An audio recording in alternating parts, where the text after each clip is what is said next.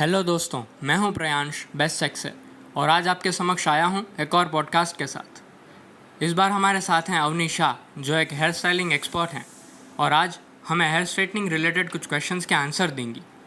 लेकिन उससे पहले जानिए मिस अवनी की कहानी उन्हीं की ज़ुबानी। Hello Preyansh, first of all thank you so much for having me here today. मैं लिसनर्स के साथ शेयर करना चाहती हूँ कि मैं अब ऑलमोस्ट 4 सालों से काम कर रही हूँ एज अ ब्यूटी एक्सपर्ट और फिटनेस कंसल्टेंट। इन 4 सालों में मैंने बहुत सारी गलतियाँ की है, बहुत कुछ सीखा है और बहुत लोगों की मदद की है एक बेटर लाइफस्टाइल अचीव करने में, और आगे भी इसी तरह काम करना चाहती हूँ। Short but good one Avani, thanks for the introduction. अच्छा, तो आज मैं आपके लिए ऐसे कुछ क्वेश्चंस लाया हूँ जो हेयर स्ट्रेटनिंग रिलेटेड हैं। ये सारे क्वेश्चंस मैंने एक Q&A सेशन में कलेक्ट किए हैं और मैं चाहता हूँ कि आज आप इनके आंसर्स दें। श्योर, अगर मैं ऑडियंस के क्वेश्चंस और कन्फ्यूजन्स सॉल्व कर सकती हूँ then I will be happy to do that. चलिए फिर, ये है हमारा पहला question. According to you, hair straightening treatment का इस्तेमाल कितनी बार करना चाहिए? सबसे पहले परमानेंट हेयर स्ट्रेटनिंग ट्रीटमेंट मैं उन लोगों को प्रिफ़र करूंगी जिनके बालों का ग्रोथ थिक और ज़्यादा हो, क्योंकि अगर आपको ज़्यादा हेयर फॉल की समस्या है तो ये chemical hair straightening treatment hair thinning और हेयर फॉल बढ़ा सकता है। फिर भी अगर आप परमानेंट हेयर स्ट्रेटनिंग करवाना चाहते हैं तो सबसे पहले एक अच्छे सलून की तलाश कीजिए। एक बार परमानेंट हेयर स्ट्रेटनिंग करने के बाद उसकी इफ़ेक्ट आपको बालों में 4 या 6 महीनों तक दिखती है। अगर आपके बाल कर्ली और ड्राई हो तो शायद आपको 3-4 महीनों के बाद ये ट्रीटमेंट की इफ़ेक्ट कम होती हुई नज़र आएगी। जो नया हेयर ग्रोथ दिखेगा उसका टेक्सचर आपके नेचुरल हेयर जैसा होगा। सो आफ्टर दैट आपको डिसाइड करना है कि ट्रीटमेंट रिपीट करवानी है कि वेट करना है।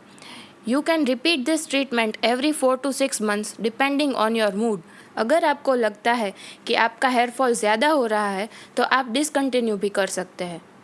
वाह, क्या बात है। आई थिंक ये एक परफेक्ट और इजी टू अंडरस्टैंड आंसर दिया है आपने अवनी। Thanks a lot. अब आप जब इतने डिटेल्ड आंसर दे रही हैं तो हमें अपने अगले क्वेश्चन की तरफ बढ़ना चाहिए। अब हमें किसी व्यूअर ने पूछा है कि किस तरह से हेयर स्ट्रेटनर का यूज़ करना सेफ़ है।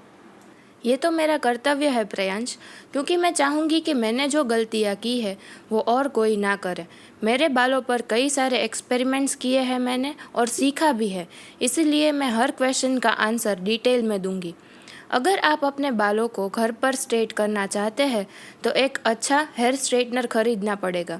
अलॉन्ग विथ स्ट्रेटनर आप सीरम लेना ना भूलें, वो स्ट्रेटनिंग के पहले बालों में लगाना ज़रूरी है। और हाँ, एक चीज़ मैं ज़रूर मेंशन करना चाहती हूँ, मैंने जब हेयर स्ट्रेटनर ख़रीदा था तो बेस्ट चेक से कंपेयर करने के बाद ही सिलेक्ट किया था, क्योंकि बेस्ट चेक इंडिया की एक बेस्ट प्रोडक्ट कंपैरिजन वेबसाइट है और काबिले तारीफ़ एफर्ट्स के बाद टॉप प्रोडक्ट्स चूज़ करके बेस्ट प्रोडक्ट्स सजेस्ट करती है। इसी तरह अगर आप भी बेस्ट हेयर स्ट्रेटनर ख़रीदना चाहते हैं तो बेस्ट चेक से कंपेयर करके ख़रीदें। हेयर स्ट्रेटनर जिसके प्लेट्स सिरामिक कोटेड हो और केराशाइन प्रोटेक्शन भी प्रोवाइड करे तो सोने पे सुहागा होगा। सिर्फ टाइटेनियम प्लेट्स वाले हेयर स्ट्रेटनर नहीं खरीदने चाहिए। ये प्लेट्स जल्दी से हीटअप हो जाते हैं, लेकिन सबसे ज़्यादा डैमेज भी यही करते हैं। बट सिरामिक कोटेड प्लेट्स वाले हेयर स्ट्रेटनर कम डैमेज करते हैं, क्योंकि सिरामिक आपके बालों को प्रोटेक्ट करता है। और अगर केराशाइन टेक्नोलॉजी वाले मॉडल पसंद आए तो वो भी अच्छी चॉइस है। केराशाइन मतलब वो हेयर स्ट्रेटनर आपके बालों को एक्स्ट्रा शाइन देगा हेयर स्ट्रेटनिंग करने के दौरान, पर उसकी कॉस्ट सिंपल सिरामिक कोटेड वाले मॉडल से ज़्यादा होती है। सबसे कॉस्टली मॉडल वो है जिसमें ऑटोमेटिक टेम्परेचर का फीचर होगा। अगर आप चाहें तो वो स्ट्रेटनर भी खरीद सकते हैं। I get you Avani, and I hope हमारे लिसनर्स सब कुछ समझ रहे हैं और ये Q&A सेशन उनके लिए हेल्पफुल होगा। अगला क्वेश्चन है कि बालों पर हीट ट्रीटमेंट करने के लिए सबसे सही टेम्परेचर क्या है? यस प्रेयांश, आई होप मेरे आंसर से वो जो गलती करने जा रहे हो वो ना करें। सब हेयर स्ट्रेटनर में आपको डिजिटल डिस्प्ले देखने को नहीं मिलेगा। जनरली नॉर्मल हेयर स्ट्रेटनर में 2 सेटिंग्स दिए होते हैं। जब आप ऑफ मोड से पहले मोड में स्विच ओवर करेंगे तब मीडियम हीट होगी और सेकंड मोड में हाई हीट होगी। आपके बाल अगर ज़्यादा थिक है तो आप सेकंड मोड में स्विच करें।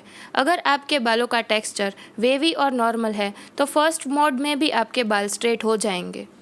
अब अगर टेम्परेचर की बात करें तो आपके पास मैनुअल टेम्परेचर सेट करने वाला हेयर स्ट्रेटनर है तो आप वेवी और नॉर्मल टेक्सचर वाले बालों के लिए 300 टू 380 डिग्रीज फ़ारेनहाइट का टेम्परेचर सेट करें depending on the volume and thickness of your hair, और ज़्यादा थिक हेयर के लिए 350 टू 400 डिग्रीज फ़ारेनहाइट तक का टेम्परेचर सेट करें।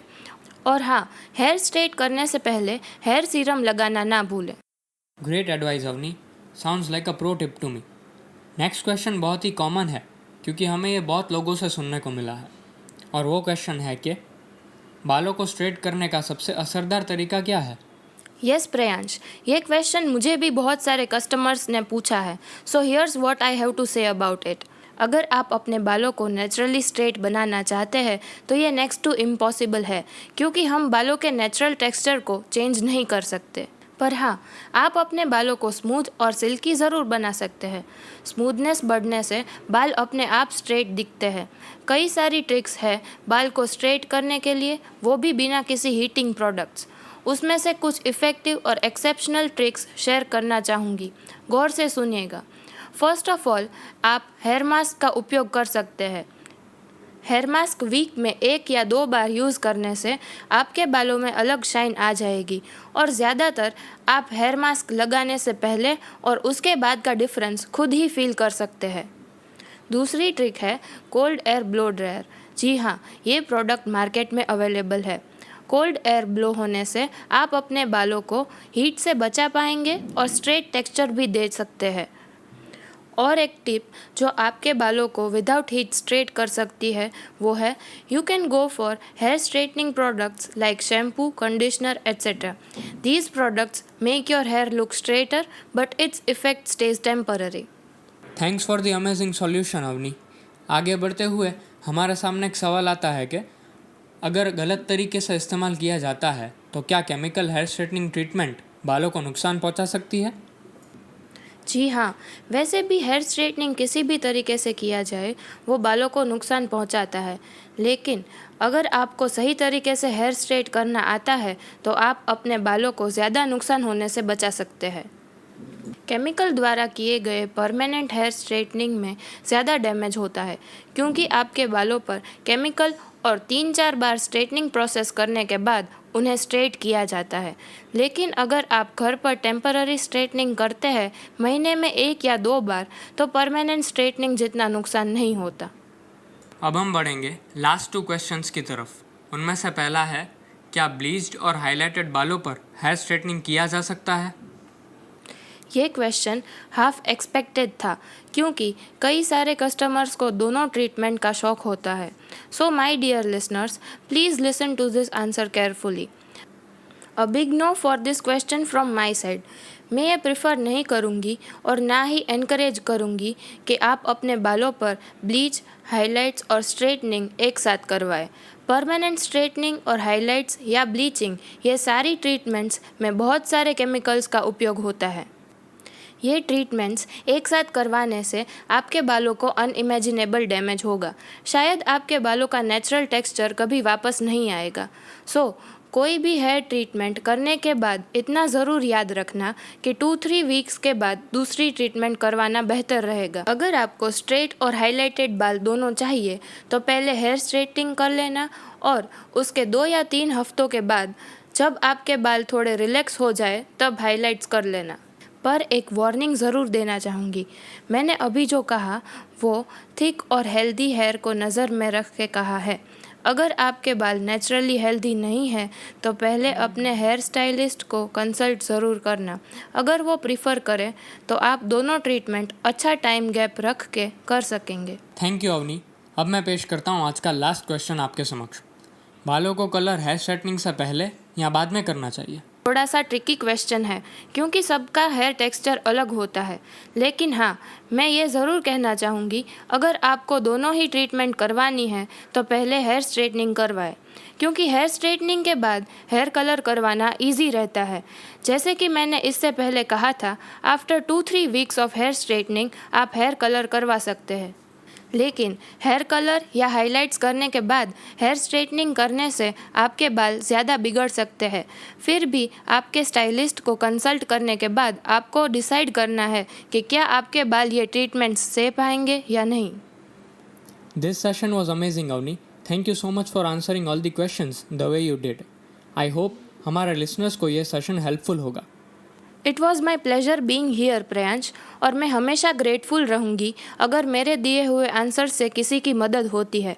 आखिर ये तो मेरी ड्यूटी है। So that's it for today, guys. I hope you enjoyed the conversation. इसी तरह हम आगे भी इंटरेस्टिंग कंटेंट लाते रहेंगे।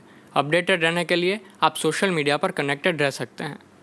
और हाँ, अगली बार ऑनलाइन शॉपिंग करने से पहले प्रोडक्ट्स कंपेयर करना ना भूलें www.bestcheck.in पे। This is Prayansh signing off. Until the next time, bye to all.